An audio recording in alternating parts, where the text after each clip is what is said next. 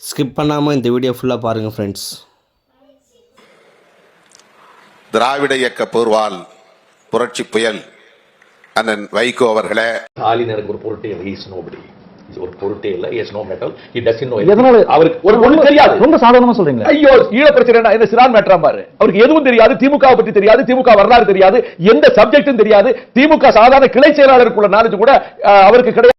Vijay Balaji YouTube சேனலை subscribe செய்து தொடர்ந்து வீடியோ பாருங்கள் ஃப்ரெண்ட்ஸ். இந்த நடைபயணத்தை தொடங்கி வைத்து வாழ்த்துறை வழங்கவிருக்கிற, சமத்துவ ஆட்சியை வழங்கிக் கொண்டிருக்கிற சமத்துவ பெரியார் முத்தமிழறிஞர் கலைஞர் அவர்களின் கருத்தியல் வாரிசு மாண்புமிகு முதல்வர் அண்ணன் தளபதி அவர்களே,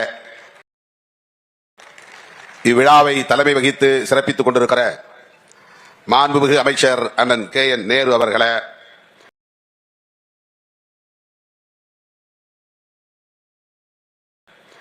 முன்னிலை வகித்து சிறப்பித்துக் கொண்டிருக்கிற மாண்புமிகு அமைச்சர் அன்பில் மகேஷ் பொய்யாமொழி அவர்களே,